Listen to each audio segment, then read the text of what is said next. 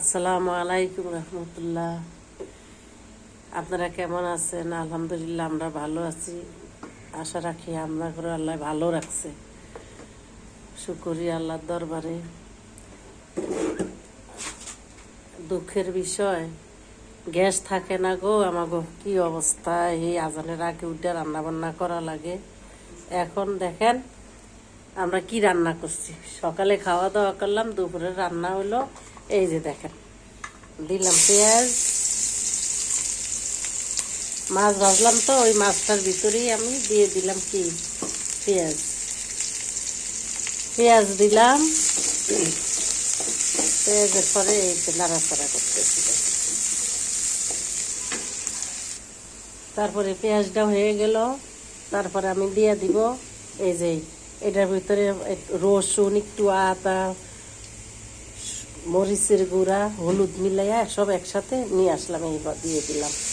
এটা করলাম কেন, আমাদের তো লাইনের গ্যাস থাকে না, এই জন্য আমি সিলিন্ডার আরেক জায়গায় এই সিলিন্ডারে রান্না বসাইছি। এই জন্য একসাথে গুছিয়ে দিয়ে দিলাম। ঠিক আছে, গুছিয়ে আনিয়া বসিয়ে দিলাম। দেখেন আমার তরকারি আমার হলুদটা এত সুন্দর রং, তরকারি রান্না করলে অনেক হলুদে অনেক সুন্দর।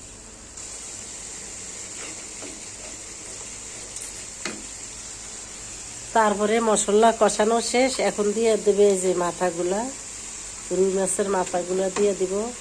মাথাগুলা হওয়ার পর একটুখানি 5 মিনিট আগে দিলাম মাথাগুলো, 5 মিনিট জাল দিয়ে তারপরে এই মাছগুলা দিয়ে দেবো। মাথাগুলো আগে 5 মিনিট যদি না রান্না করি তাহলে মাথার ভিতরে কাঁচা থেকে যাবে।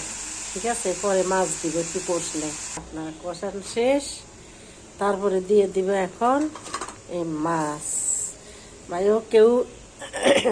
ভাইও বোনেরা, কেউ কাঁচা মাছ রান্না খাবে, কেউ ভাজা মাছ রান্না খাবে। এই জন্য আমার ইচ্ছা আরেক যন্ত্রণা, কেউ ভাজা খাবে, কেউ কাঁচা রান্না খাবে। এরকম করে আমার 2 রকমের তরকারি রাঁধতে হয়। মানে একই তরকারি 2 রকমের মাছ, একটা ভাজা, এক পক্ষ খায় ভাজা মাছ, আর এক পক্ষ খায় কাঁচা রান্না করা মাছ। ঠিক আছে, এই হলো অবস্থা। দেখেন আপনার ভিতরে এখন এই মাছটা কষলে উঠাইয়া তারপরে আমরা দিব, আমি কাঁচকলা দিব। কাঁচকলা দিয়ে রুই মাছ রান্না করতেছি, কারণ কাঁচকলা অনেকদিন আগে গ্রাম থেকে নিয়ে আসছে। কাঁচকলা এখন ঘরে কলাগুলা নষ্ট হয়ে যাবে, তাই কাঁচকলা দিয়ে রুই মাছ দিয়ে রান্না করবো। আপনারা খাইয়া দেখবেন, অনেক স্বাদ, অনেক মজা কাঁচকলা দিয়ে রুই মাছ। ঠিক আছে, রং দেখেন কি টসটসা রং। ঠিক আছে, আসসালামু আলাইকুম।